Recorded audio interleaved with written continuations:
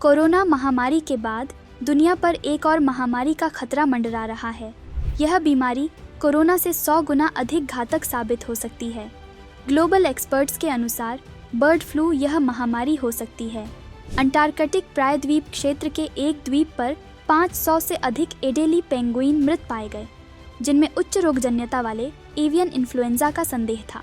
शोध से संकेत मिलता है कि एवियन इन्फ्लुएंजा ए वायरस का उपप्रकार H5N1 एक महत्वपूर्ण पैनोजूटिक चरण में प्रवेश कर गया है, जिससे पशु और मानव स्वास्थ्य दोनों के लिए खतरा पैदा हो गया है। खोज से पता चलता है कि वायरस तेजी से फैल रहा है, जिससे वन्यजीव आबादी के लिए खतरा पैदा हो सकता है। संक्रमित डेयरी कर्मचारी में पाया गया उत्परिवर्तन मनुष्यों को संक्रमित करने की वायरस की क्षमता के बारे में चिंता पैदा करता है। कुछ विशेषज्ञ वायरस की भयावहता और मृत्यु दर का हवाला देते हुए बर्ड फ्लू महामारी की संभावना की चेतावनी देते हैं। हालांकि US centre for disease control and prevention CDC का कहना है कि इससे वर्तमान मानव स्वास्थ्य को कम जोखिम है। इस बीमारी के संबंध में अमेरिका के व्हाइट हाउस ने कहा है कि वह सक्रिय रूप से विकसित स्थिति की निगरानी कर रहा है। आइए जानते हैं बर्ड फ्लू के बारे में।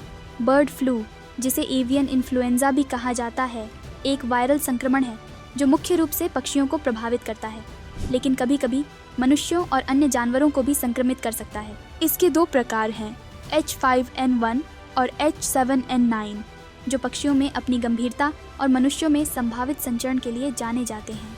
बर्ड फ्लू वायरस दुनिया भर में जंगली जलीय पक्षियों में स्वाभाविक रूप से पाए जाते हैं और घरेलू मुर्गी पालन को संक्रमित कर सकते हैं, जिससे व्यावसायिक खेती के लिए रखे गए पक्षियों में इसका प्रकोप हो सकता है। इसके कारण और संचरण के बारे में देखें तो इन्फ्लुएंजा ए वायरस बर्ड फ्लू के लिए जिम्मेदार है, जिसमें जंगली पक्षी प्राकृतिक मेजबान के रूप में कार्य करते हैं। संक्रमित पक्षियों, उनकी दूषित सतहों के सीधे संपर्क से मानव संक्रमण हो सकता है। दुर्लभ होते हुए भी बर्ड फ्लू के कुछ प्रकारों ने मानव से मानव में सीमित संचरण दिखाया है, जिससे संभावित महामारी के बारे में चिंताएं बढ़ गई हैं। बर्ड फ्लू के लक्षण: बर्ड फ्लू से संक्रमित पक्षियों में अचानक मौत, अंडे के उत्पादन में कमी, श्वसन संकट और तंत्रिका संबंधी लक्षण जैसे लक्षण दिखाई दे सकते हैं। मनुष्यों में लक्षण हल्के फ्लू जैसी बीमारी से लेकर गंभीर श्वसन संकट और निमोनिया तक हो सकते हैं।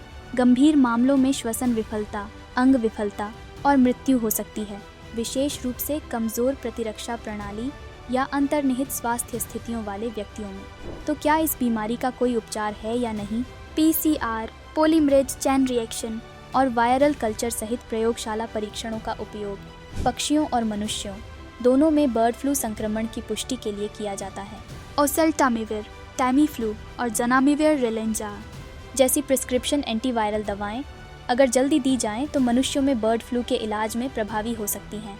पक्षियों में प्रकोप को रोकने के लिए पोल्ट्री का टीकाकरण, खेतों पर सख्त जैव सुरक्षा उपाय और निगरानी कार्यक्रम आवश्यक हैं। दरअसल मानव और पशु दोनों आबादी की सुरक्षा के लिए प्रभावी रोकथाम और नियंत्रण रणनीतियों को विकसित करने के लिए वायरस के जीव विज्ञान, संचरण की गतिशीलता और संभावित उत्परिवर्तन पर निरंतर अनुसंधान महत्वपूर्ण है।